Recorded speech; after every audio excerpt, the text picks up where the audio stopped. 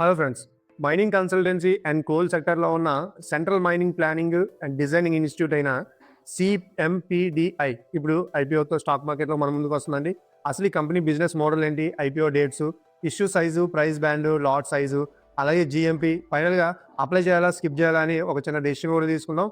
Welcome to Gopi vlogs. నేను మీ Gopi.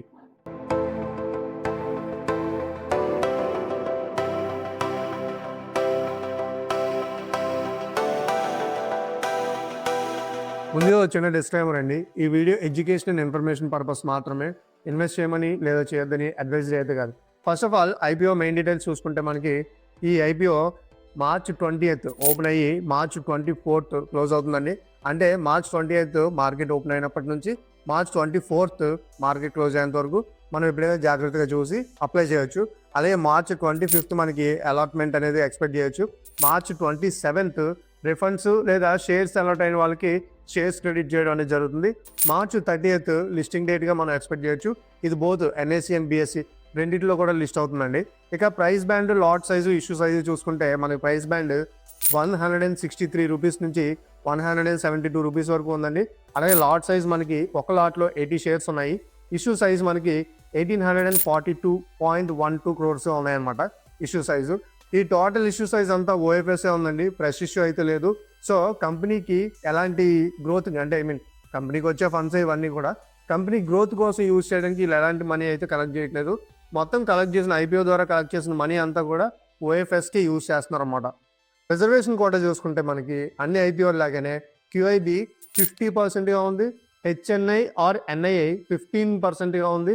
Retail quota మనకి చెప్పాలంటే 35%గా ఉంది. రిటైల్ కోట డీసెంట్గా ఉందండి. రిటైల్ కోట 35% ఉండడం వల్ల మనకి కాంపిటీషన్ అనేది తగ్గుతుంది. బట్ డిమాండ్ పెరిగితే ఆటోమేటిక్గా కాంపిటీషన్ అనేది మళ్ళీ హై వచ్చే ఛాన్స్ ఉందన్నమాట. అసలు ఈ కంపెనీ బిజినెస్ మోడల్ ఏంటి? ఈ కంపెనీ ఏం చేస్తుంది చూస్తే సిఎంపీడీఐ అంటే central mine planning and design institute limited. ఇది కోల్ ఇండియా సబ్సిడరీ మరియు మైనింగ్ సెక్టర్కి కన్సల్టెన్సీ ప్లస్ టెక్నికల్ సర్వీసెస్ అందించే పిఎస్యు అంటే public sector undertaking type business model కలిగిన ఒక కంపెనీ అనమాట. సింపుల్గా కంపెనీ ఏం చేస్తుంది మనం చూడాలంటే ఈ company mineral exploration, mine planning and designing, infrastructure design, environmental management, అలాగే surveys, geometrics, technical support services అందించే ఒక కంపెనీ అనమాట. సింపుల్గా చెప్పాలంటే కోల్ అండ్ మైనింగ్ ప్రాజెక్ట్స్ని స్టార్ట్ చేయడానికి, ప్లాన్ చేయడానికి, అసిస్ట్ చేయడానికి, డిజైన్ చేయడానికి, అలాగే టెక్నికల్ బ్యాక్ బోన్ సర్వీసెస్ ఇచ్చి దాని ద్వారా రెవెన్యూ అనేది ఈ కంపెనీ సంపాదిస్తుంది. ఇందుకు ఈ కంపెనీ ఫైనాన్షియల్ డీటెయిల్స్ అని మనం చూసుకున్నాం అనుకోండి, 2023లో ఈ కంపెనీ రెవెన్యూ 1544 crores ఉంటే ప్రాఫిట్ ఆఫ్టర్ ట్యాక్స్ 428 crores ఉందండి. 2024లో 1770 crores రెవెన్యూ ఉంటే 503 crores of rupees profit after ట్యాక్స్గా ఉంది. 2025లో 2178 crores of rupees రెవెన్యూ ఉంటే 667 crores of rupees మనకి ప్రాఫిట్లో ఉందన్నమాట. 25లో రెవెన్యూ ప్లస్ ప్రాఫిట్ రెండు కూడా స్ట్రాంగ్ గ్రోత్ అయితే చూపించాయి. ఇది మనం ఒక పాజిటివ్ పాయింట్గా కన్సిడర్ చేసుకోవచ్చు. ఫస్ట్ ఆఫ్ ఆల్ మనం ఇందులో ఎంత ఇన్వెస్ట్ చేయాలి, ఈ ఐపీఓకి అప్లై చేయడానికి ఎంత ఇన్వెస్ట్ చేయాలి చూసుకుంటే ఇది ఓవరాల్గా అప్పర్ బ్యాండ్ మనం తీసుకుంటే 172 రూపీస్ కానీ 172 రూపీస్. అలాగే ఒక లాట్లో మనకి 80 షేర్స్ ఉన్నాయి. సో 80 into 172 రూపీస్ తీసుకుంటే మనకి ఓవరాల్గా 13,760 రూపీస్ మనం మినిమం ఇన్వెస్ట్మెంట్ అయితే చేయాలి. మ్యాక్సిమం మనం ఎక్కువ లాట్స్ కొనుక్కోవచ్చు. సెబీ రూల్స్ ప్రకారం అప్ టు 2 lakhs రిటైల్ కోటాలో మనం అప్లై అయితే చేసుకోవచ్చు అనమాట. ఇక అందరి ఫేవరెట్ టాపిక్ జిఎంపి మనం చెక్ చేసుకుంటే మార్చ్ 18th టైంకి కొన్ని రిపోర్ట్స్ ప్రకారం, కొన్ని ట్రాకర్స్ ప్రకారం 15 రూపీస్గా ఉందండి.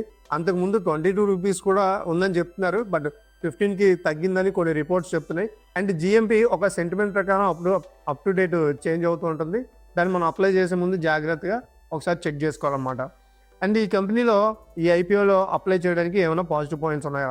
ఎస్, కొన్ని పాజిటివ్ పాయింట్స్ ఉన్నాయండి. అందులో ఏంటంటే first of all coal India backing, అలాగే స్ట్రాంగ్ పిఎస్యూ మోడల్ కలిగిన కంపెనీ అనమాట. అండ్ నెక్స్ట్ 25లో ఫైనాన్షియల్ గ్రోత్ అనేది చాలా బాగుంది, మంచి గ్రోత్ ఇచ్చింది. అటు రెవెన్యూ, ప్రాఫిట్ ఆఫ్టర్ ట్యాక్స్ కూడా చాలా బాగుంది. Established presence plus long operating history ఉన్న ఒక మంచి కంపెనీ అనమాట. ఇవన్నీ పాజిటివ్ పాయింట్స్గా తీసుకుంటే ఇంకా రిస్కీ ఫ్యాక్టర్స్ కూడా ఉన్నాయి ఇందులో కొన్ని చూసుకుంటే. ఫస్ట్ ఆఫ్ ఆల్ పెద్ద రిస్క్ ఏంటంటే ఇది ఓన్లీ ఓఎఫ్ఎస్ మాత్రమే, ఫ్రెష్ ఇష్యూ లేదు.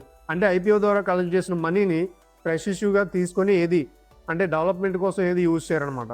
అండ్ నెక్స్ట్ రెవెన్యూ డిపెండెన్సీలో పెద్ద భాగం కోల్ ఇండియా అండ్ సబ్సిడీస్ మీద డిపెండ్ అయి ఉంది. సో షేర్ ప్రైజెస్ వాలటిలిటీ ఉండే ఛాన్సెస్ అయితే మనకి చాలా ఎక్కువ ఉందన్నమాట. జిఎంపి పాజిటివ్గా ఉన్నా కూడా షూర్ షాట్ అయితే కాదు, ఫైనల్ వరకు చెక్ చేసుకోవాల్సిన అవసరం ఉంది. ఇవి మనం రిస్క్ ఫ్యాక్టర్గా చూసుకోవచ్చు. ఇందుకీ ఈ ఐపీఓకి అప్లై చేయాలా స్కిప్ చేయాలా, స్కిప్ చేయాలా అనుకునే ముందు మనం లిస్టింగ్ గెయిన్స్ కోసం చూస్తున్నామా లేకపోతే లాంగ్ టర్మ్ కోసం చూస్తున్నామా అని మనం క్వశ్చన్ చేసుకోవాలండి ఫస్ట్. ఒకవేళ లిస్టింగ్ గెయిన్స్ కోసం చూసుకుంటే ప్రజెంట్ జిఎంపీ అయితే కొంత పాజిటివ్గానే ఉంది. సో చివరి వరకు చూసి జిఎంపీని కన్సిడర్ చేసి జిఎంపీ బాగుంది అనుకుంటే హ్యాపీగా లిస్టింగ్ గెయిన్స్ కోసం చూసేవాళ్ళు హ్యాపీగా అప్లై చేయొచ్చండి. లేదంటే ఒకసారి ఆలోచించాల్సి ఉంటుంది. అదే ఒకవేళ లాంగ్ టర్మ్ కోసం చూసుకునేటట్టయితే company theme first of all ఇది పిఎస్యు క్రెడిబిలిటీ ఉందండి. అంటే పబ్లిక్ సెక్టర్ అండర్టేకింగ్ కాబట్టి బిజినెస్ మోడల్ అంతా బాగుంటుంది. అంటే లాసెస్ తక్కువ వచ్చే ఛాన్స్ ఉందన్నమాట, ప్రాఫిట్స్ బాగుంటాయి. అలాగే నెక్స్ట్ మొత్తం ఓఎఫ్ఎస్ అవడం కూడా మనం ఒక చిన్న పాజిటివ్ పాయింట్గా తీసుకోవచ్చు, కన్సిడర్ చేయొచ్చు. ఎందుకు అనేసి అంటే ఆల్రెడీ షేర్ హోల్డర్స్ ఎవరెవరైతే ఉన్నారో వాళ్ళు బయటికి వెళ్ళిపోతున్నారు కాబట్టి ఆ డిపెండెన్సీ అనేది మారుతూ ఉంటుంది. సో మీకు వీటి మీద ఆ కంపెనీ బిజినెస్ థీమ్ మీద అలాగే కంపెనీ రెవెన్యూ అలాగే ప్రాఫిట్ ఆఫ్టర్ ట్యాక్స్ వీటి మీద ఒక బిలీఫ్ ఉంటే మీరు లాంగ్ టర్మ్ ఇన్వెస్టర్ అయితే ఇది కన్సిడర్ చేయొచ్చు అనమాట. సో ఫ్రెండ్స్, అన్ని డీటెయిల్స్ చెక్ చేసుకొని మీ రిస్క్ యాప్టిట్యూడ్ బట్టి అప్లై చేయాలా లేదా స్కిప్ చేయాలా అని ఒక మంచి డెసిషన్ తీసుకోండి. ఎందుకంటే మీరు అప్లై చేస్తున్నారా లేదా కామెంట్ బాక్స్లో మనతో సరదాగా పంచుకోండి. అలాగే ఈ వీడియో మీకు నచ్చినట్లయితే లైక్ చేయండి, షేర్ చేయండి, సబ్స్క్రైబ్ చేయండి, బెల్ ఐకాన్ నొక్కడం మాత్రం అసలు మర్చిపోవద్దు. నేను మీ గోపి, సైనింగ్ ఆఫ్.